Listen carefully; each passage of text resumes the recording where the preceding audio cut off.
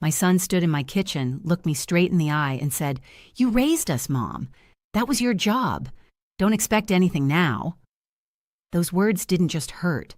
They changed everything. He didn't know that 3 months earlier, I had signed over the deed to my house. Not to him, not to his brother, to Maria, the woman who actually showed up when I needed someone. And when he lost his apartment and showed up with his belongings, expecting to move into what he thought was still my home, that's when things got interesting. My name is Claire, and I'm 72 years old. I'm speaking to you from Portland, Oregon, where I've lived for over 4 decades. Before we go any further, I'd love to know where you're watching this from. Drop your location in the comments below, and if this story resonates with you, please subscribe to the channel. What I'm about to share isn't easy to talk about. It's about the difference between the family you raise and the family you choose. I married young. 23 years old, fresh out of secretarial school, completely in love with Robert Henderson. He worked in lumber management, and we built a life together in a modest 3-bedroom house in a neighborhood where everyone knew everyone's name. We had 2 sons. Daniel came first, then Andrew 3 years later. I gave up my job to raise them, which was what you did back then. Robert worked long hours, often leaving before sunrise. I handled everything at home: the cooking, cleaning, doctor's appointments, parent-teacher conferences, birthday parties, late-night fevers, homework struggles, teenage heartbreaks, all of it. I loved being a mother. I poured everything into those boys. Daniel wanted to play hockey. I took on alterations work from home, staying up late hemming pants for neighbors. Andrew needed a math tutor. I worked weekend yard sales selling family heirlooms to pay for it. When they wanted college, Robert and I took out loans we'd spend years repaying. Daniel went to the University of Washington. Andrew chose San Diego State. First-generation college graduates in both our families. We made it work, even though it meant delaying Robert's retirement by 5 years. I remember standing in Daniel's dorm room that first day, trying not to cry. "You did good, Mom," he said, hugging me. "I wouldn't be here without you." Those words meant everything. Robert died 11 years ago. Heart attack at 64. 1 minute laughing at something on television, the next clutching his chest. Gone before the ambulance arrived. The boys came to the funeral. They were appropriately sad, hugged me, told me they'd be there for me. Daniel lived in Seattle by then, working in tech. Andrew had moved to California, something in real estate. After the funeral, they stayed 2 days. Then work called them back. The calls became less frequent. Visits became holidays only, then not even all holidays. Years passed between seeing my grandchildren. I'd send birthday cards. With $50 checks, Christmas presents carefully chosen. I'd get text messages back. "Thanks, Mom." Got it. Never phone calls. Never photos. I told myself this was normal. Children grow up, move away, build their own lives. I wasn't going to be that mother who complained. I had friends who did that, and their children pulled even further away. So I kept quiet. I volunteered at the local library 3 mornings a week, joined a book club, took watercolor classes at the community center. I stayed busy. But lonely? That's exactly what I was. The house felt enormous, echoing with memories. I'd walk past the boys' old rooms, kept exactly as they'd left them, and feel the absence like a weight on my chest. I'd cook dinner and realize I was making portions for 4 out of habit. The silence was deafening. Then 3 years ago, I fell. Stupid, really. Late October, gutters packed with leaves. I'd always handled it myself. After Robert died, I hired someone the first couple years, but it felt wasteful for something I could manage. So there I was, 70 years old on a ladder. I leaned too far, reaching for wet leaves. The ladder shifted, and I came down hard on concrete. My hip took the impact. The pain was overwhelming. My neighbor Patricia heard me cry out and called 911. The hospital said I was lucky nothing broke. Deep tissue damage, they called it. But at 69, recovery isn't quick. The doctor was blunt. "You'll need help at home. Weeks, maybe months. Can family come?" I called Daniel from the hospital bed. "Mom, I'm swamped," he said. I heard keyboard clicking in the background. "We're launching a new product. 14-hour days. Can you hire someone? I can send money if you need it." I didn't need money. I needed my son. But I said nothing. I called Andrew. "Mom, Jessica's mother is staying with us. She had surgery. The house is full for another month. There are agencies for this. Professional caregivers. Probably better anyway." Professional caregivers. Probably better anyway. Translation: You're not our responsibility. That's when Maria Rodriguez entered my life. The agency sent her the day I came home. 54 years old, a widow, 20 years as a home health aide. From day one, something felt different. She didn't just do the job, she cared. Every morning at 8 sharp, she'd arrive, help with what I couldn't manage, medications, meals. But she also talked to me, really talked, asked about my life, my interests, my stories, showed me pictures of her children, told me about her late husband Carlos, who died in a construction accident 12 years back. 2 widows understanding what it meant to lose your partner. We became friends, not employer and employee, friends. 3 months later, when I'd recovered enough to not need daily help, I asked her to stay, just twice weekly for heavier cleaning and company. She agreed immediately. Those visits became what I looked forward to most. She remembered small things, how I took my coffee, my shellfish allergy, that I loved mysteries but nothing too violent. She'd bring books she found at sales. When she made extra tamales, she'd share them. For my 70th birthday, she organized a party, invited my book club, neighbors, library friends. My sons called but didn't visit. Maria baked a cake from scratch, decorated my house, made me feel like I mattered. That birthday was when everything crystallized. I'd raised 2 sons for decades, and they managed maybe 1 call monthly. This woman who owed me nothing showed more consistent kindness in months than my children had in years. I'm not saying my sons were terrible people. They paid bills, raised families, probably excelled at work. They just didn't think about me much. I'd become background noise. The mother who was always there, always fine, never needing anything. About 2 years ago, cracks started showing more clearly. Andrew called on a Tuesday afternoon, unusual timing. His voice carried that tone. He needed something. "I'm in a situation, Mom. A real estate flip went bad. Contractor disappeared halfway through with a chunk of money. I'm stuck with an unfinished house and buyers threatening to sue. I need about $20,000 for a new contractor." $20,000. I sat processing that number. That's substantial, Andrew. I know, but Dad's life insurance left you comfortable, right? House is paid off. You're set. I'll repay you in 6 months, promise. With interest if you want. I had the money. Robert's insurance and our savings left me secure. What kind of mother refuses to help her son in crisis? I'll transfer it tomorrow. Thank you, Mom. You're saving my life. I sent $20,000 the next day, watched my account balance drop. It stung, but he was my son. That's what mothers do. 6 months passed. A year. Not a dollar returned. During a Christmas call, I gently mentioned it. He got defensive immediately. "Mom, I'm barely keeping my head above water. You're not struggling, are you? You've got that insurance money, no mortgage. I have 3 kids, a wife, a killer mortgage. Give me time." What could I say? He made me sound greedy for asking. 6 months later, Daniel called. His daughter needed college tuition help. "We're short $15,000 for Emily's first year. She's your granddaughter, Mom. Her future. Financial aid wasn't enough." I sent $15,000. Never saw it returned. When I eventually asked, his response echoed Andrew's. "Mom, you're in a paid-off house. We have mortgages, kids, expenses. This is what family does." What family does? But help only flowed one direction. Meanwhile, Maria kept appearing twice weekly like clockwork. When I caught a nasty flu, she came daily until I recovered, refusing extra pay. "You're my friend. Friends take care of each other." When my water heater flooded the basement, she connected me with her nephew who fixed it at cost. No upselling.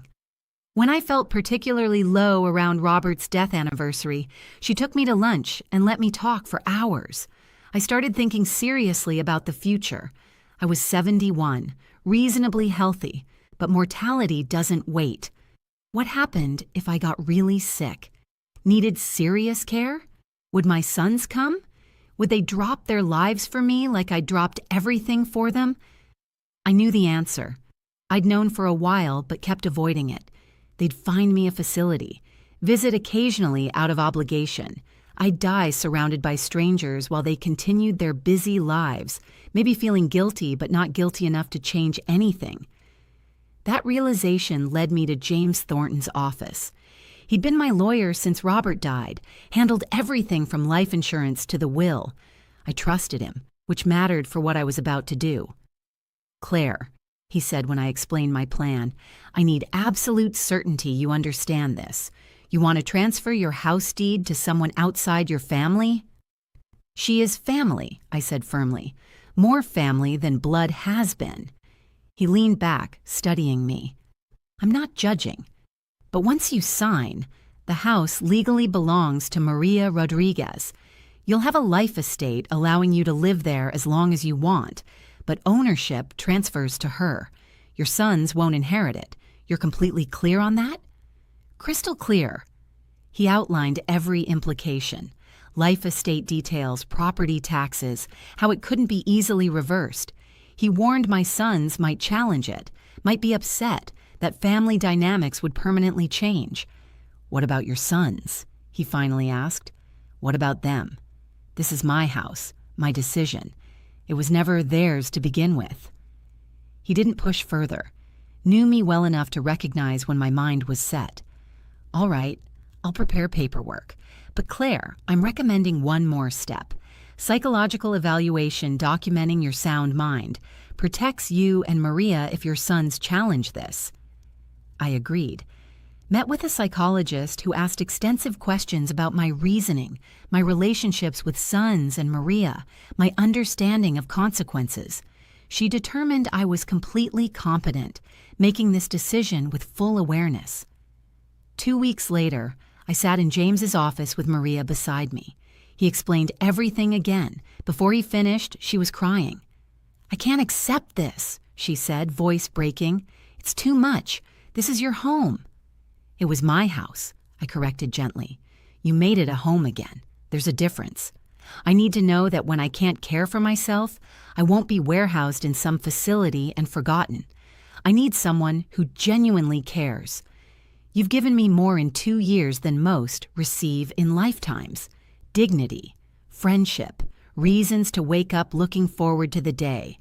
This house is walls and roof. You made it meaningful." She tried refusing multiple times, worried about appearances, what my sons would say, whether she was taking advantage. James assured her everything was legal and proper. I assured her this was what I needed. Finally, tears streaming, she accepted. We signed papers on a Thursday afternoon in March. The house Robert and I bought 43 years ago, where I'd raised my children, holding every memory of my adult life, became Maria's. Peace settled over me. Deeper peace than I'd felt in years. The uncertainty about my future, about who would care, lifted. I'd made a decision for myself. It felt right. I didn't tell my sons. No reason to. The house had never been theirs. It was mine to gift as I chose. Life continued normally after that. Maria still came twice weekly, though she now owned the place.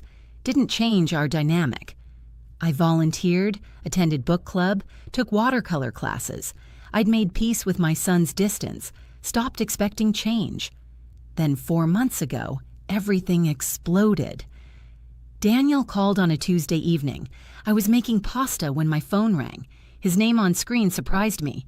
Not a holiday, not my birthday. Unusual. "Mom." His voice was tight, strained. "I need to tell you something." My stomach dropped. That tone never preceded good news. "What's wrong?" "I lost my job. Company did another layoff round last week.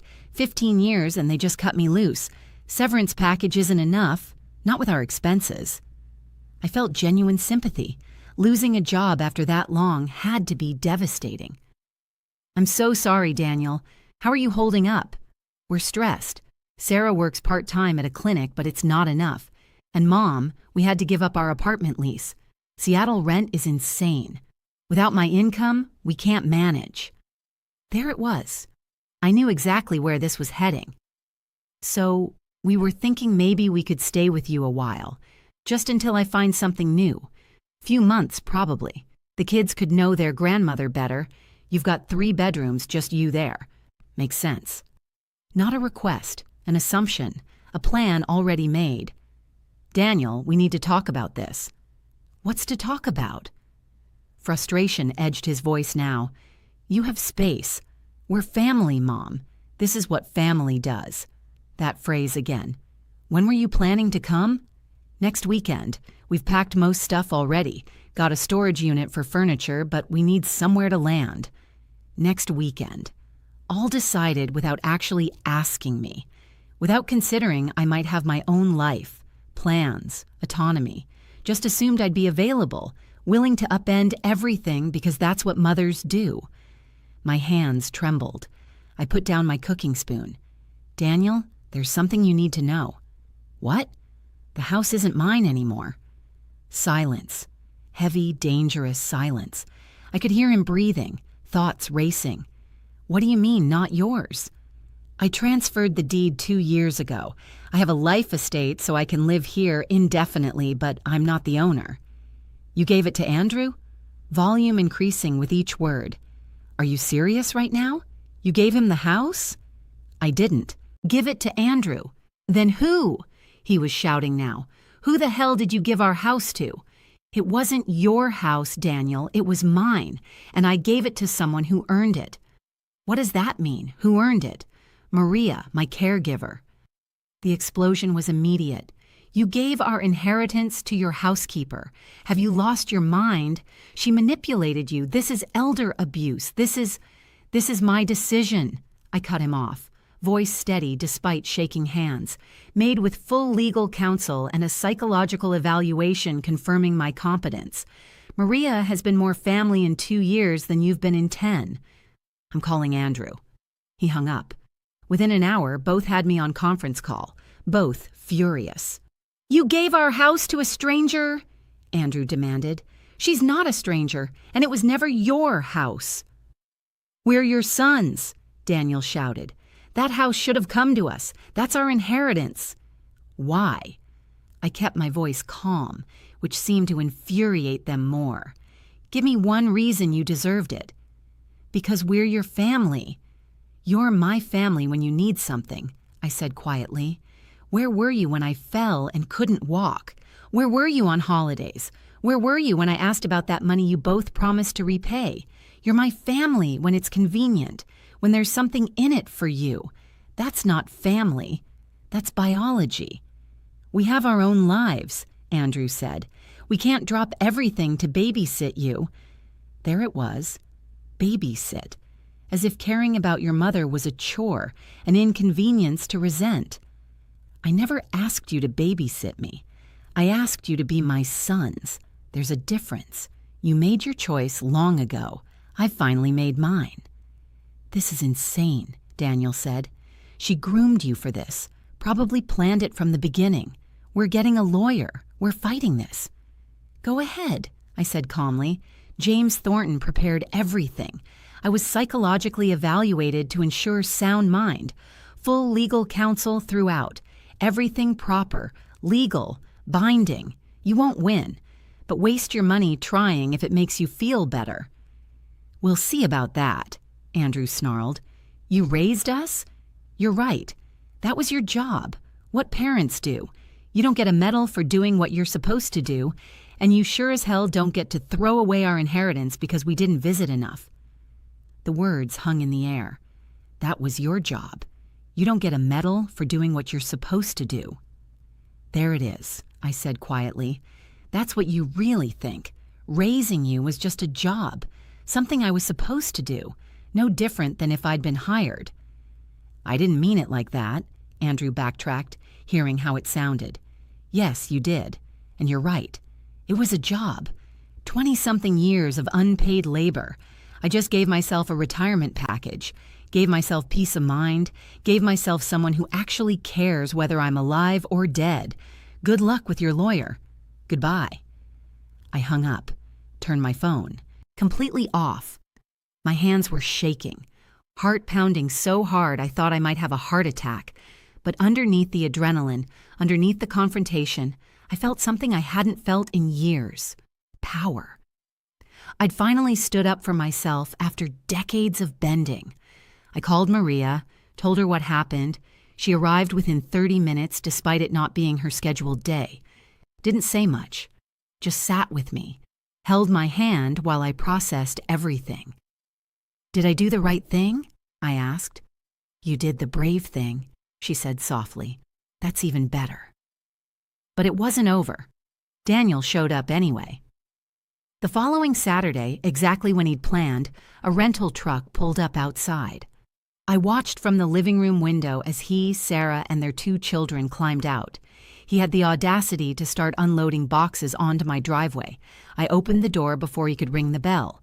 You need to leave, I said. Mom, come on, don't be like this. He was trying to sound reasonable, but anger burned in his eyes. We can work something out. You can't just turn us away. There's nothing to work out. This isn't my house to offer you. Where's this Maria person? He looked past me into the house. I want to talk to her, hear her side of this scam. She didn't scam anyone, Daniel. She earned it through actual care and consistent presence. She's working right now at another client's home, doing what she does best, caring about people. Something you might try sometime. Sarah stepped forward, attempting a softer approach. Claire, please. We have children. We have nowhere else to go. Can't we just talk inside? You had months to figure this out, I said, meaning every word. Daniel knew he was losing his job.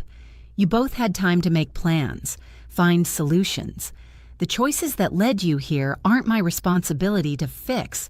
You assumed you could come because you thought I had no choice but to take you in. You were wrong.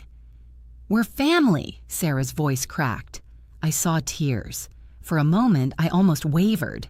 Almost. Then act like it, I said firmly. Family doesn't only show up when they need something. Family doesn't treat you like a job they clocked out of years ago. Family doesn't calculate what they can extract from you, then disappear until the next crisis. Family shows up, not just when convenient, not just when desperate. They show up. Daniel's face flushed red, pure anger replacing any attempt at reasoning. You're going to regret this. You'll end up alone, miserable, with no one to blame but yourself. I'd rather be alone than disrespected in my own home, I said. And I'm not alone. That's what you don't understand. I have people who genuinely care about me. They're just not related by blood. Now please leave, or I'm calling the police. You'd call the cops on your own son? You're trespassing on property that doesn't belong to me. So yes, I would. They left. Boxes went back in the truck. Their children looked confused and upset. I felt bad about that, but not bad enough to change my mind. I watched them drive away and close the door. Then I sat on my couch and cried, not from sadness, from relief, from the release of finally standing up for myself after a lifetime of being taken for granted. Maria came over again that evening. She brought soup she'd made, sat with me while I ate. We didn't talk much, didn't need to. Her presence was enough. They'll probably try to fight it legally, I said eventually. Let them try, she said. You did everything right. They have no case. She was right. The lawyer calls came next, exactly as expected. Andrew hired an attorney who sent threatening letters about undue influence, mental competency challenges, exploitation of vulnerable elderly. All the predictable arguments. James Thornton handled it beautifully. He responded with the psychological evaluation, documentation of the entire process, proof I'd acted with full awareness and proper legal counsel throughout.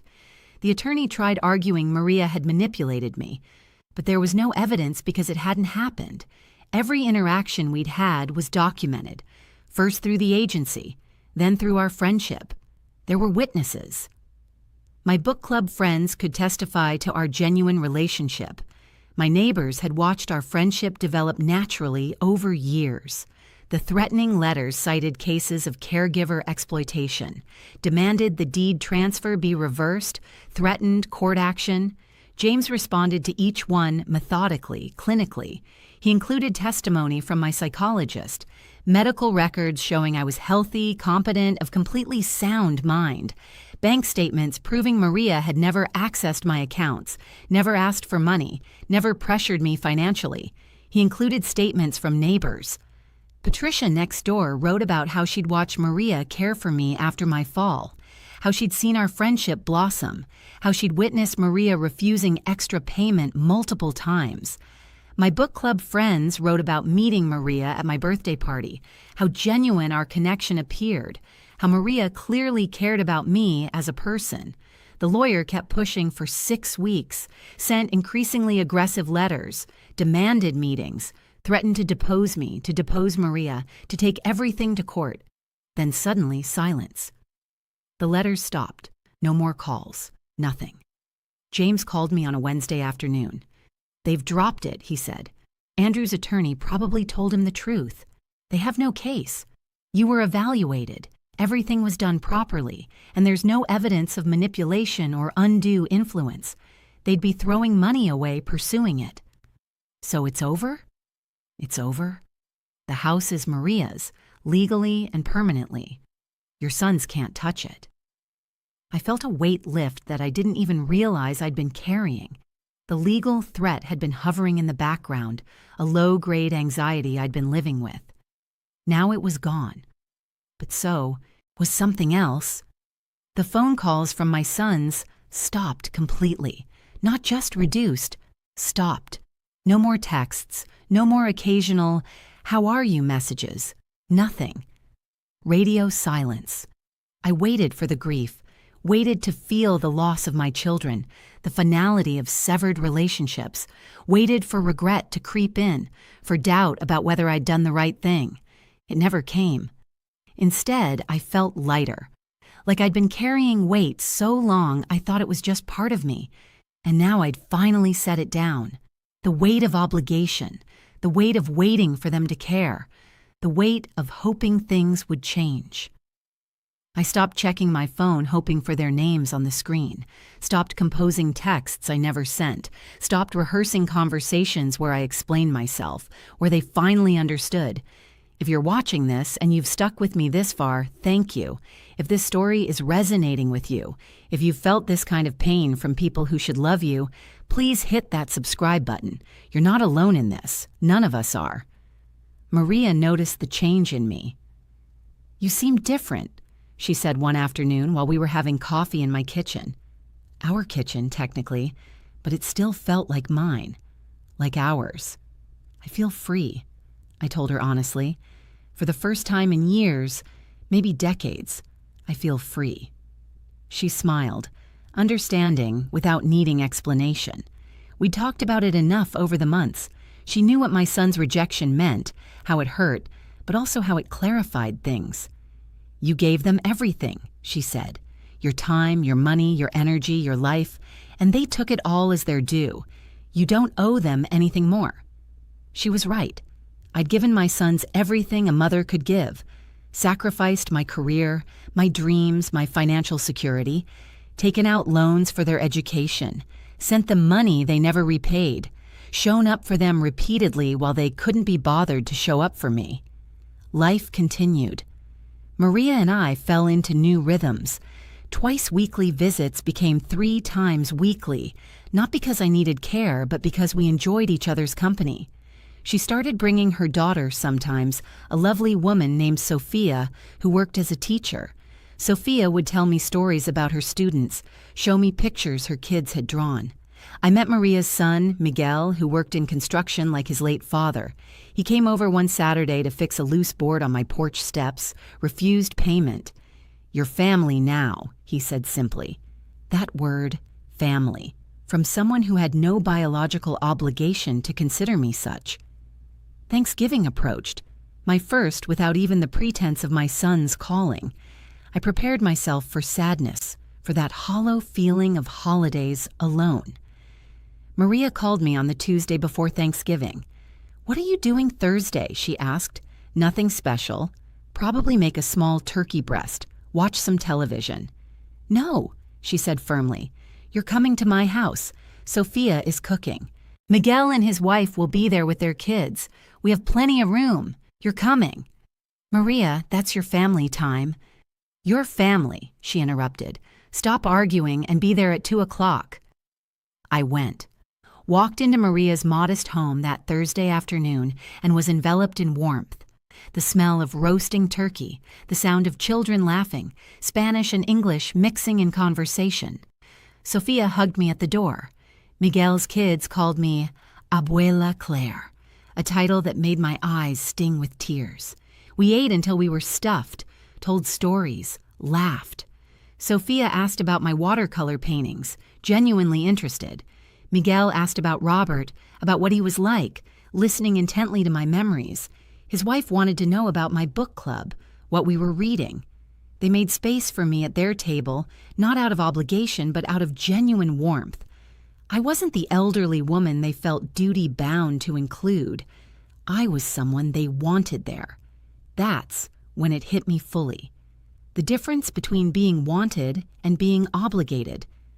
My sons had seen me as an obligation for years, something they had to manage, had to deal with occasionally, had to keep in their peripheral vision out of duty.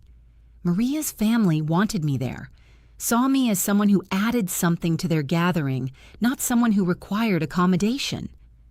I went home that evening feeling full in ways that had nothing to do with food. I'd spent Thanksgiving surrounded by love, real love, the kind that shows up, that makes space, that celebrates your presence. It's been 4 months now since Daniel tried to move in.